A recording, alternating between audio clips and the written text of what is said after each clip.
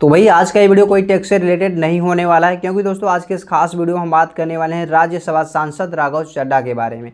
जी हाँ दोस्तों, वही राघव चड्ढा जिन्होंने पार्लियामेंट में गरीबों की हक की लड़ाई लड़ी है, मिडिल क्लास लोगों के लिए आवाज़ उठाई है और सरकार को उनके गलत कामों का आईना दिखाया है। तो दोस्तों आप लोग ये बताओ, क्या ये सारे काम करना गुनाह है? क्या ये सारे काम जो कि राघव चड्ढा ने किया, क्या ये कोई अपराध है? जो कि उन्होंने गरीबों के लिए आवाज़ उठाई है, मिडिल क्लास लोगों की जो बातें वहाँ तक नहीं पहुँच पाती उस बातों को राघव चड्ढा ने पार्लियामेंट तक पहुँचाया है और सरकार को उनके गलत कामों का आईना दिखाने का काम किया है।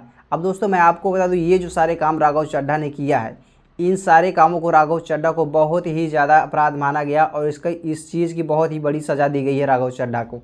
तो दोस्तों मैं आपको बता दूं, राघव चड्ढा को उनको सांसद पद से निलंबित कर दिया गया, यानी कि दोस्तों उनको सस्पेंड कर दिया गया सांसद पद से। अब ऐसे में दोस्तों आप ये चीज़ समझ सकते हो कि अगर आप सरकार के खिलाफ बोलते हो या सरकार के खिलाफ आवाज़ उठाते हो या फिर आप अपने हक की लड़ाई लड़ते हो या फिर आप अपने हक मांगते हो सरकार से, तो आपके साथ यही होगा जो कि राघव चड्ढा के साथ किया गया है। तो भाई अब हम बात करते हैं कि कहानी कहाँ से स्टार्ट हुई थी। सबसे पहले चीज़ दोस्तों मैं आपको बता दूं, या फिर आपको पता होगा कि एयरपोर्ट से ये बातें स्टार्ट हुई थी। राघव चड्ढा ने जो सारी बातें एयरपोर्ट की रखी थी पार्लियामेंट में, जैसे कि आपको पता होगा कि पानी का बोतल अगर नॉर्मल आप कहीं पर दुकान पर लेते हो तो आपको 20 रुपये का बोतल मिलता है, लेकिन दोस्तों यही बोतल आप अगर एयरपोर्ट पर लेते हो तो वो बोतल आपको वहाँ पर 100 रुपये का मिलता था। इस बात को लेकर के राघव चड्ढा ने आवाज़ उठाई थी कि ये बोतल महंगा क्यों मिल रहा है, जो कि सेम वाटर है। इसके बाद दोस्तों राघव चड्ढा ने आवाज़ उठाई थी एयरपोर्ट पे आपको समोसे भी काफ़ी ज़्यादा महंगे मिलते थे। इस बात को लेकर के भी आवाज़ उठाई थी राघव चड्ढा ने पार्लियामेंट में। इसके बाद दोस्तों सबसे ज़्यादा जो इम्पोर्टेंट था वो था लगेज को लेकर के, जो कि अगर आप एयरपोर्ट पे जाते हो, फ्लाइट से कहीं जाते हो तो वहाँ पर एक लिमिट लगेज होता है कि आप इतना वज़न तक फ़्लाइट में लेकर के जा सकते हो। अगर उससे आपका वज़न 1 किलो भी ज़्यादा हुआ या फिर आधा किलो भी ज़्यादा हुआ तो उसके लिए आपको एक्स्ट्रा लगेज देना पड़ेगा। तो इस पर राघव चड्ढा ने साफ सीधे शब्दों में बोला था कि अगर आप पैसेंजर से इस तरीके से बिहेवियर कर रहे हो कि उनका 1 किलो या फिर आधे किलो का वज़न लग रहा है तो आप उस पर एक्स्ट्रा लगेज ले रहे हो।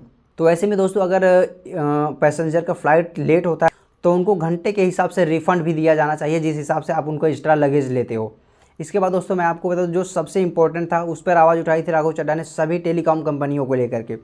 जैसे कि दोस्तों आपको पता होगा कि अगर आप मोबाइल आपका रिचार्ज जो आप मोबाइल रिचार्ज कराते हो चलाते हो तो आपका मंथ 30 दिन का होता है, लेकिन आपके मोबाइल का रिचार्ज 28 दिन का ही दिया जाता है। इस बात को अगर आपको पता होगा कि जितने भी लोग मोबाइल फ़ोन चलाते हैं, लेकिन किसी ने भी इस चीज़ को नोटिस नहीं किया था कि हाँ ये चीज़ भी होना चाहिए, जो 28 दिन का ये 30 दिन का प्लान होना चाहिए। आपको पता होगा कि जैसे कि आप किसी कंपनी में काम करते हो तो वहाँ पर आपको 30 दिन काम करवाने के बाद ही सैलरी दी जाती है। 30 दिन काम करते हो तो ही आपको 1 महीने की सैलरी मिलती है। तो इस पर राघव चड्ढा ने साफ सीधे शब्दों में ये बोला था कि अगर बंदा कहीं काम करता है तो उसको 30 दिन बाद ही सैलरी मिलती है, तो फिर ये मोबाइल का रिचार्ज जो है वो 28 दिन का क्यों है। इसके बाद राघव चड्ढा ने स्विगी जोमेटो डिलीवरी बॉय को लेकर के आवाज़ उठाई थी, उनकी सेफ्टी को लेकर के आवाज़ उठाई थी, उनकी सैलरी को लेकर के आवाज़ उठाई थी कि ये बंदे इतने मेहनत से काम करते हैं कि कितने कम समय में डिलीवरी को आर्डर को डिलीवर्ड करते हैं। इस बात को लेकर के आवाज़ उठाई थी कि भाई इनको टाइम थोड़ा सा और दिया जाए और इनकी सैलरी भी फिक्स की जाए कि इतनी सैलरी इनको मिलेगी। इसके बाद डिलीवरी का जो चार्ज होगा, जो एक्स्ट्रा इनका इनकम होगा वो होगा ही होगा, लेकिन इनकी फिक्स सैलरी होनी चाहिए। उनका मेडिकल इंश्योरेंस भी होना चाहिए, कहीं उनकी डिलीवरी के दौरान अगर कोई एक्सीडेंट होता है, कुछ भी होता है तो इसका जिम्मेदारी भी होना चाहिए कंपनी की।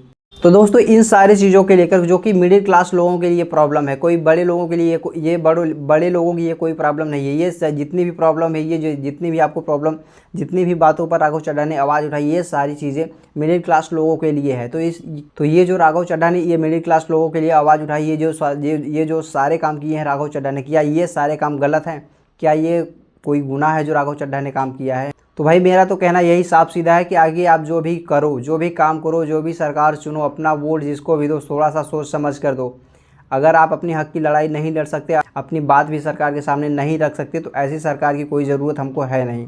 आपको इसलिए अपना जो भी अब आगे का काम करना होगा, जो भी आपको अपना सरकार चुनना होगा, जो भी आपका अपना, क्योंकि आप अगर ऐसी सरकार चुनोगे जिसके सामने आप अपनी आवाज़ नहीं रख सकते, आप अपनी बात नहीं रख सकते, तो फिर एक तरीके से आप गुलाम ही हो।